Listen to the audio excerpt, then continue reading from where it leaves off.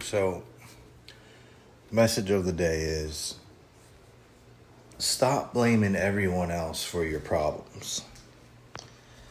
Like, I see so many people out there, they blame the past events, past relationships, past boyfriends, past girlfriends for their issues and why they can't get over certain parts of their lives is because this person destroyed them, or this person was mean to them and did this to them. And I understand, like, traumatic situations where, like, abusive relationships, etc., etc. I understand that traumatic situations don't really fall into this category, but they kind of do, because we have to move past those issues. We have to move past those problems. I watched the movie last night with my girl, and it was a very emotional movie. It was based off of a really brilliant book. You've probably read it if you are a female, but it's called This Ends With Us, basically. And it's about generational traumatic situations, generational curses, basically. And it really struck home for me because of like a lot of our stuff that we deal with as human beings are passed down to us through generations and generations, and we don't even realize that it's in our actual DNA for us to fail in that certain way. But we have to break that barrier. We have to break that curse, and we have to overcome but we have to stop making excuses, and we have to start taking ownership of our own choices and our own problems and fix the problem at the core. If you are going through a situation, get help, seek therapy, seek a counselor. Don't just sit there and do nothing. You know what I mean? Like, I used to think that people couldn't change, and I still kind of believe that, but I've seen people change when they really, really want to, and when they hit rock bottom. And when they hit rock bottom, that's when they're like, okay, I'm going to hit up my therapist. I'm going to hit up my counselor. I don't care what, I'm going to do whatever it takes to fix these problems and get professional. And that's what it takes. Like, if you want to make changes in your lives, you have to be willing to go all out and seek professional help. Like, you can't do this on your own. Don't think you can do this on your own. Don't think you can tackle this on your own. You've already failed 100 times over and over and over again, and you haven't even realized it. So seek professional guidance. Seek a therapist. Seek a faith in church. Reach out to God. Reach out to friends. Reach out to family that you can trust. Get help in the right places. People can change. We can make small changes every day to make ourselves better every single day. And I truly believe that. So you have to work hard at this. You can't do this on your own. You can't do this without God. You can't do this without a therapist. You can't do this without support. You need all of that in line to be able to beat the problem, whether it's narcissism, whether it's, personality disorder, bipolar disorder, whether it's anxiety, whether it's addiction. No matter what the problem is, you can fix it if you're willing to take the time. And it's not going to take a month or 2 months. It's going to take years. It's going to take your entire lifetime to be able to beat this. And you have to understand that, and you have to be ready for that. So you have to understand, if people are saying that, if you have a person that's like, okay, I'm going to get a therapist, I'm going to get a counselor, I'm going to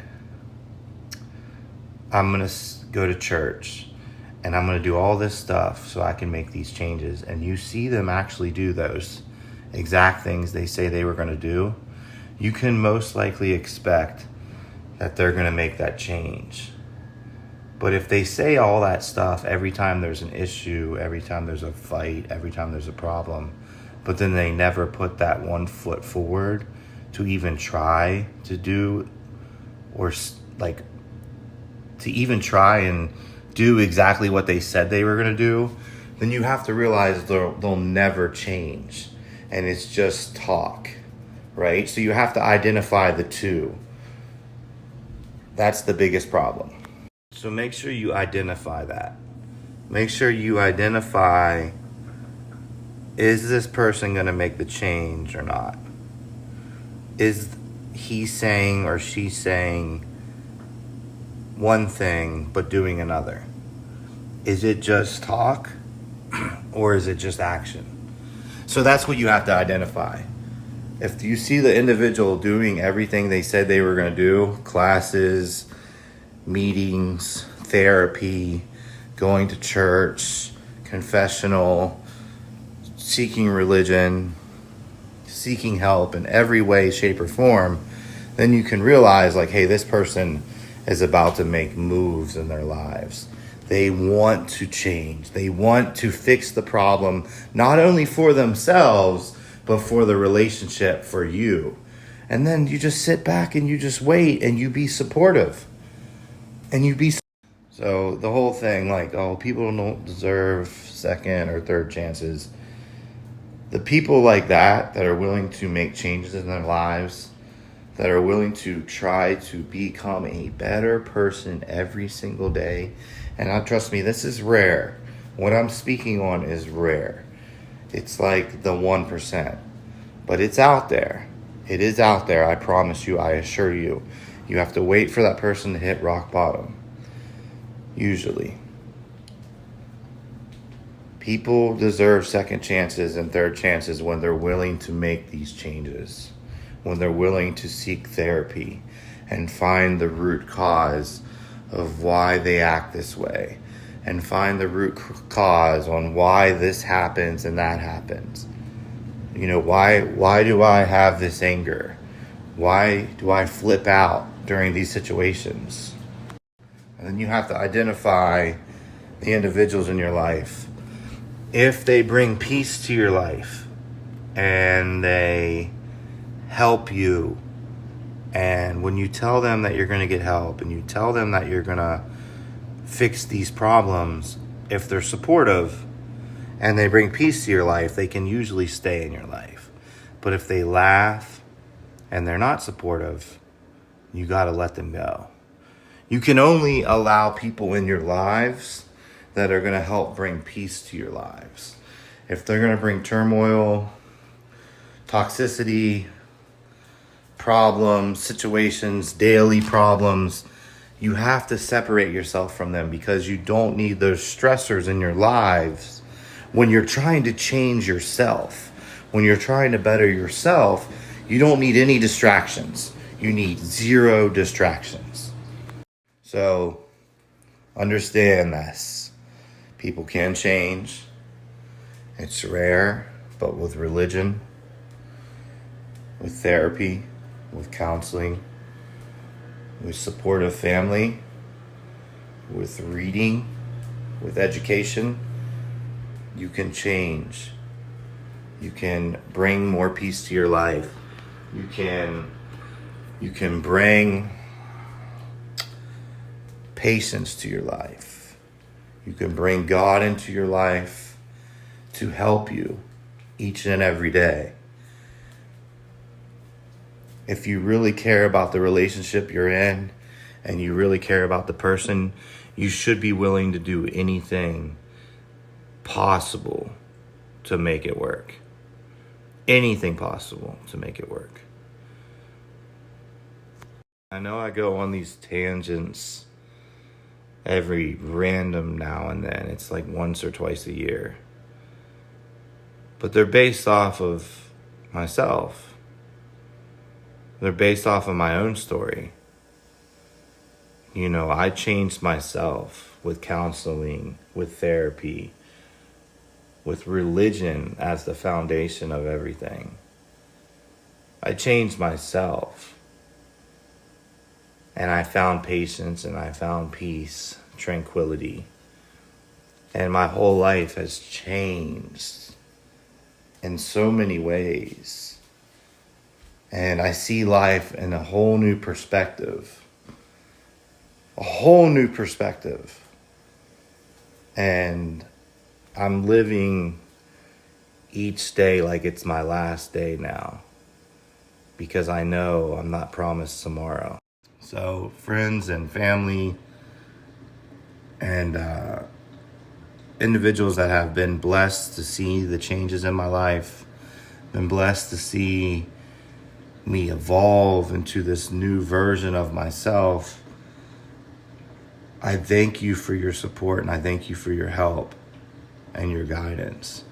And this isn't something where I stop here. I'm going to continue this journey on self-improvement, because this isn't just like, you can improve yourself every single day. You can work on yourself every single day to become a better person every single day. Just like learning new things every single day. We learn a new thing every single day if we allow ourselves to. So I'm willing to do this for the rest of my life.